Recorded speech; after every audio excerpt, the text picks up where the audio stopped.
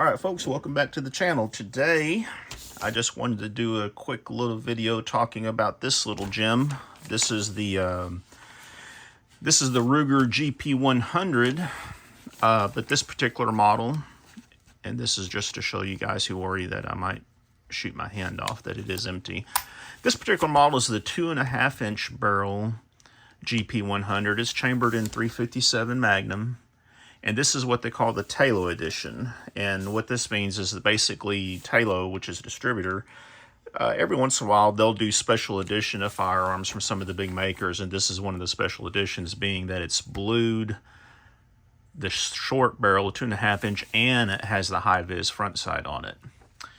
I have been chasing one of these for a pretty good while, actually, ever since I first saw them. And finally, a buddy of mine here in the Houston area actually came up with one for trade for me.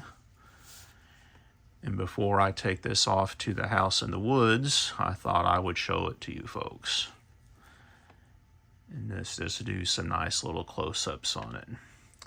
You know, the Ruger bluing is pretty nice. It's a durable finish. And it's more black than the bluing that you see on a lot of the older Smith & Wesson revolvers, even some of the newer ones. But I bet you this gun, if you could get this in an old Colt royal blue finish or some of the Smith & Wesson blue finishes from the 70s, oh my gosh, it would just explode on this one. Look absolutely beautiful. But, you know, as it is with that Ruger black blue finish, it's pretty nice. This one has about 60 rounds through it, so it does have a little bit of a turn line starting already.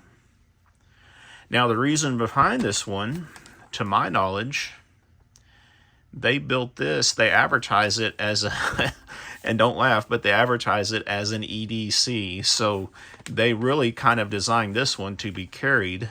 Now, you know, it's a 6-round .357 Magnum. And if you guys know the GP100s, these things are chunks. Let me show you actually here. Let's turn this on. We'll switch this over to ounces. 34.2 ounces empty. If we were to add, you know, 6 rounds of .357, it'll probably take it up to the 36-ounce point or somewhere in there. And they advertise it as being 36 ounces from Ruger. That's a chunk of steel, folks, to be carrying. Now, I'm sure some people can do it, some people will do it, and some people are doing it probably. No doubt I would need some sort of a good outer waistband, heavy holster to do it myself, maybe a shoulder holster. But, yeah, I really do like this thing. I guess you could say I have, I don't know what the proper terminology would be, an affinity or an attraction to snub-nose revolvers, because I do have quite a few different snub-nose revolvers. I just love them.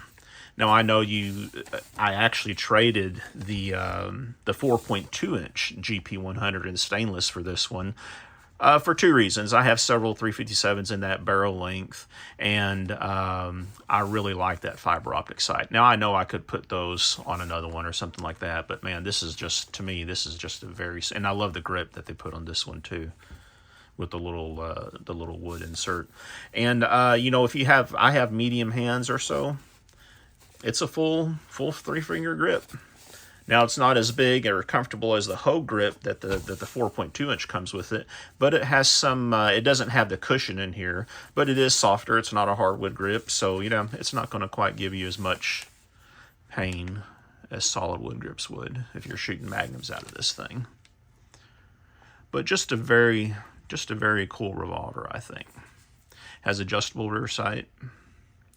And like on all of these sights, these high-vis sights, you can replace this little tube if you need to.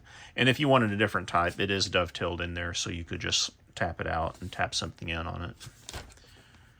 But these are monsters. These GP100s are. They have what's called a triple lock, where they lock in the back of the cylinder.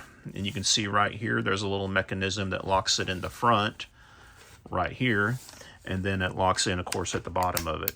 So when that cylinders lock up, you really have a tight lockup. I mean, this is pretty, not as tight as some of the old early 1900 Colts. Little tiny bit of end shake, but man, just a nice. You can see the gap right there with the forcing cone.